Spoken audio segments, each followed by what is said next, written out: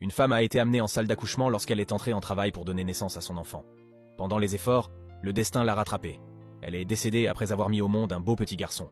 Son mari, profondément affligé par la perte de sa femme, prit le nourrisson et le confia à la sœur de la défunte pour qu'elle s'en occupe. 7 mois plus tard, l'homme se remaria. Dieu le bénit de jumeaux, un fils et une fille, avec sa nouvelle épouse. 3 ans plus tard, il ramena son fils orphelin chez lui pour qu'il vive avec eux. La nouvelle épouse ne s'occupait guère de l'enfant. Toute son attention était tournée vers ses propres enfants. Elle était dure avec le petit, le grondait sans pitié et ne lui montrait aucune compassion. Plusieurs fois, elle lui servait de la nourriture séparément, lui interdisant de s'approcher des autres enfants. Un jour, elle organisa une réception et invita ses amis à manger chez elle.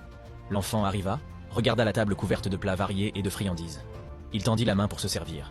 La femme le réprimanda violemment, lui donna une assiette de riz et lui ordonna d'aller s'asseoir sur la véranda. Il devait manger seul là-bas et ne pas revenir avant le départ des invités.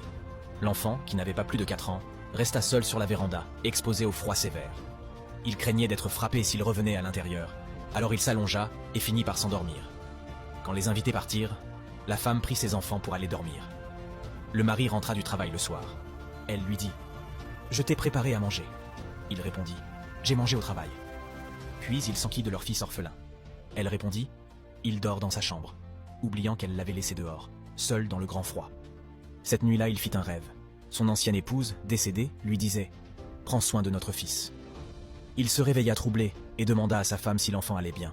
Elle le rassura en répétant qu'il dormait dans sa chambre, puis il se rendormit. Le même rêve le réveilla une deuxième fois. Encore la voix de son épouse lui répétait « Prends soin de notre fils ». Il demanda de nouveau à sa femme, qui répondit avec irritation et s'en tint à sa version. L'enfant dormait. La troisième fois, dans son rêve, la défunte lui dit « C'est bon, notre fils est actuellement avec moi ». Terrifié, il se leva et alla chercher l'enfant dans sa chambre. Il n'était pas là. Il fouilla toute la maison sans le trouver. Lorsqu'il ouvrit la porte de la véranda, il trouva son fils blotti, serrant ses genoux pour se réchauffer. Le visage bleu de froid, le petit ne répondait plus. L'homme secoua l'enfant, mais il était déjà parti. Dans sa main se trouvait l'assiette de riz à moitié mangée. Il prit l'enfant dans ses bras et se mit à crier et pleurer à fendre l'âme. Les voisins, alertés par ses cris, accoururent. La femme, choquée, s'enfuit de la maison en voyant l'état du mari qui criait « Si seulement je t'avais écouté quand tu m'avais averti. C'est de ma faute. C'est moi qui ai laissé mourir notre fils. » Que cette histoire soit un appel à la conscience. Craignez Dieu dans votre manière de traiter les enfants qui vous sont confiés. Montrez-leur compassion et soin.